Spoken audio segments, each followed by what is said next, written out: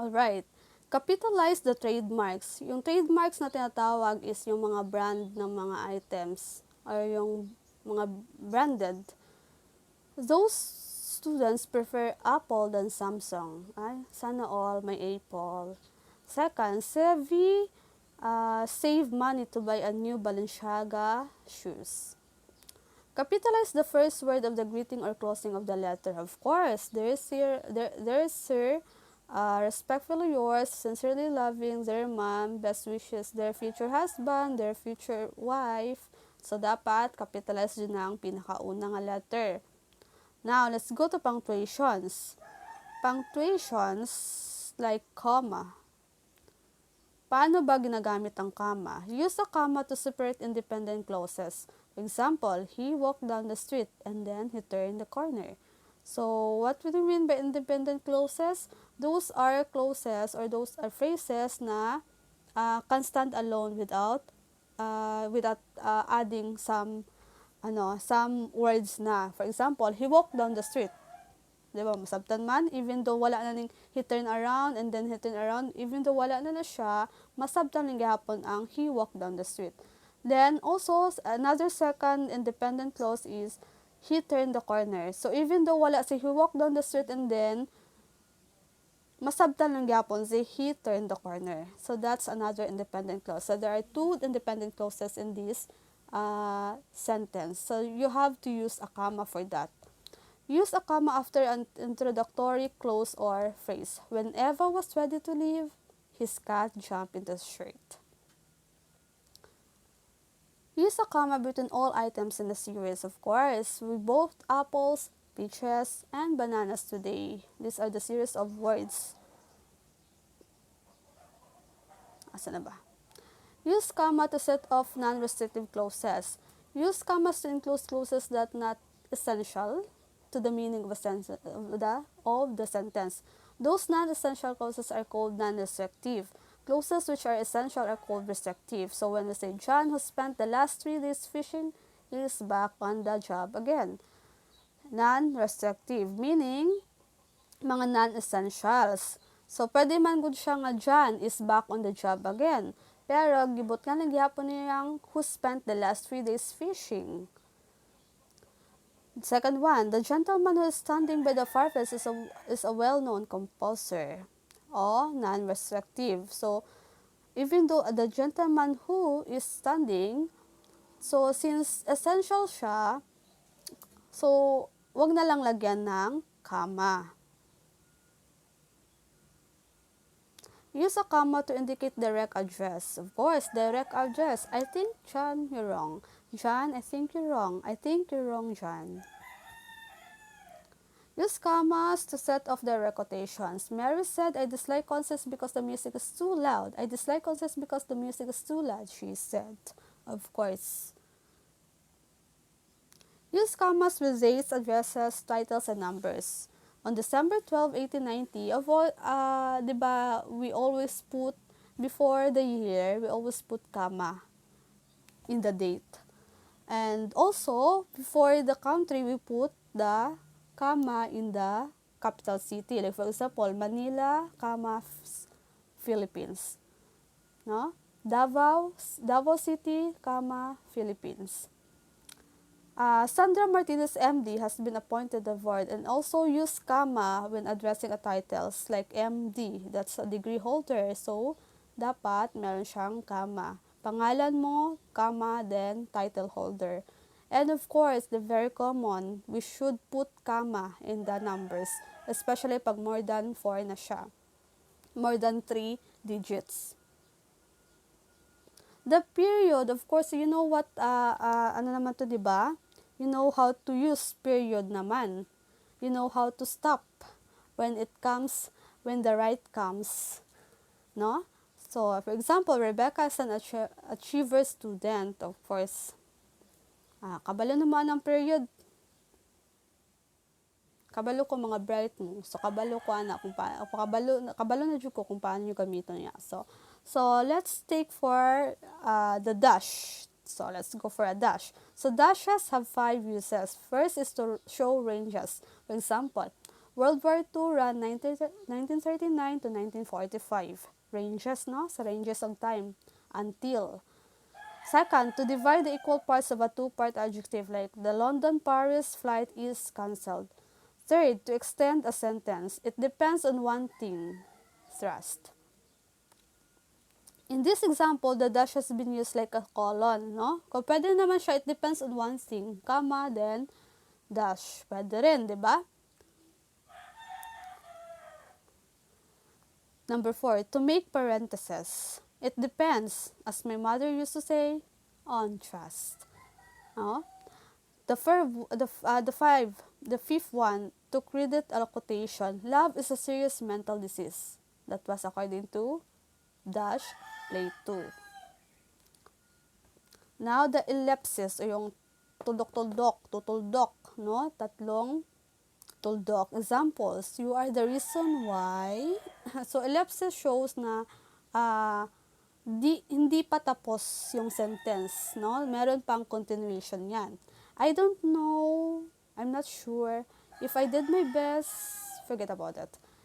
No? So, you are worth and enough. Sorry if I, nothing. So, ellipsis talaga, kumbaga, meron ka pang gustong sabihin, pero naputol lang, but continuous siya. Okay? Ellipsis. Apostrophe, of course, very common. Example, you don't the right to touch her, she's mine. Kasi, apostrophe kasi, para to siyang pampaliit ng words. For example, tawag nito. For example, this one, don't. Dapat kasi dito, do not. Then she is. Then he's my favorite person, he is my favorite person. I'm planning to design a new gown. I am planning to design a new gown. No, that's apostrophe. The colon naman, there are two choices at the same time, run away or fight. Okay, that's the use of colon.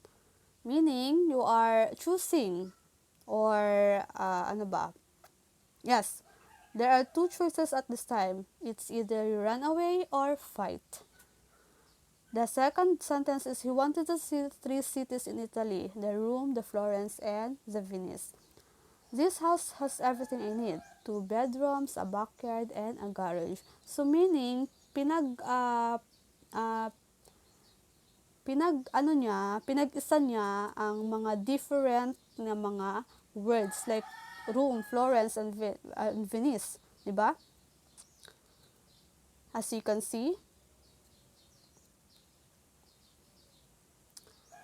hyphen. What is hyphen? In a short line, used in the English language to connect the parts of a compound word or to connect a split word such as numbers and job titles and etc. For example, a truck driver, year-end, warm-up, mother-in-law, free for all, follow-up.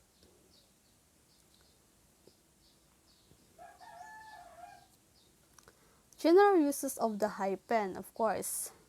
Use a hyphen to join 2 or more words that stands for a single adjective describing word for a noun. For example, she bought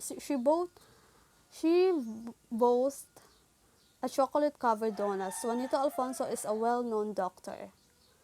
Use hyphen when spelling out numbers between 21 and 99. Use hyphen when spelling out fractions. And use hyphen when with some job titles.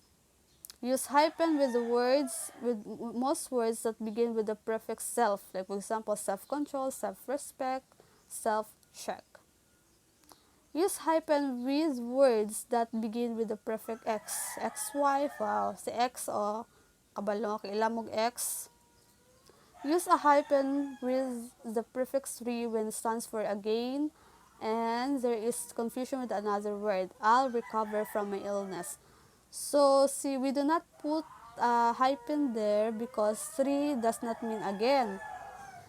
So, sabi dito kasi we put hyphen lang pag sa prefix na re when it stands for again. The word recover means to get better, not to recover.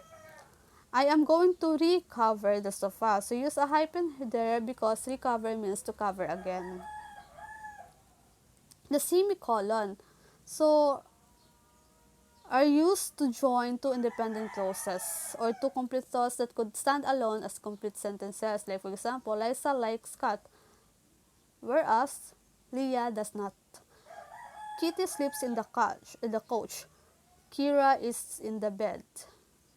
The quotation marks, of course, the way to get started is to quit talking and begin doing. That was according to Walt Disney. Your time is limited. Or you know what to use, how to use the quotation marks naman, di ba? So, let's go to the writing numbers. Most common rules in writing numbers. When a number begins a sentence, spell it out. No? Pag once gani ang sentence mo begins sa number, dapat spell out talaga yon. Like for example, 50 boxes of mangoes were bought by the restaurant manager. Meaning, nasa first sentence yung 50, you should spell out talaga ang 50, wag gawing number. 8 is my favorite number. 13 sacks of rice was delivered last week. Spell out number less than 10. Always. Pag less than 10 gani ang numbers, dapat spell out yan. Huwag gawing numbers. For example, there were 8 participants who passed the Magic Night exam. No? It's either nasa unahan pa yan, nasa gitna, or nasa huli. Dapat you spell out talaga when it is less than 10. She failed 3 times. He brought 6 gold medals after he won the game. Use figures for 10 and above, no? So pag dito na, since pag less than 10, gagawin spell out mo talaga yung word. Pag dito dito naman, pag above 10, you can use the figure numbers na. For example, the Mr. Camero bought 12 roses for his girlfriend. Elise ordered 15 different brands of perfumes. Use figures and cardinal for dates, no? So, dapat number talaga ilagay pag you are talking about dates or yung mga pizza. Their wedding will be on February 14. Sana all. She said yes to his sweetheart last July 13. When numbers apply to the same thing, render them the same way. For example, the customer ordered 6 cups of coffee, 12 boxes of donuts, and 8 pieces of munchkin. So, pag pag inuna mo yung 6 na figures sa yung sentence, so, yung mga the rest na figures naman is, yung mga the rest numbers, gawin mo rin figures. So, for example, pag ginawa mo itong 6, spell out mo itong 6 na to, so dapat yung 12 tsaka 8, spell out mo din. She prepared 3 hot tea, 6 pieces of bread, and 1 strawberry jam. Use figures when numbers need to stand out, even if less than 10, no? So, you can use a figure lang sa less than 10 if it is, you are emphasizing it. For example, I've been working as an executive officer for 10 years. So, you are emphasizing your 10 years experience. So, you use figure. Number ng gamiton, dili siya spell out. Sammy is my best friend for 8 years. They broke up after 7 years of being together. Spell fractions when used to begin a sentence. Like for example, kanina, rule number 1, pag gani ang number, magbegin sa sentence, you should spell out. Also with the fractions. Centuries and decades should be spelled out. No? Ganun. Dapat pala is spelled out tong 100 tsaka 10. The couple loved to listen to the music of the 70s. The song of the Eaters are more meaningful. I've been keeping the letter you sent for me for almost 3 decades. Use the percentage symbol for discounts and interest. For example, the item was sold at 50% discount. Agatha bought a new pair of shoes at 25% discount. Alright, so that's all for the mechanics, no? So I hope you enjoy listening. So, since next week, wala tayong klase, no? So happy kayo mo, no? So we will see you again on next week. All right? All right, guys. Thank you for listening. Goodbye, class.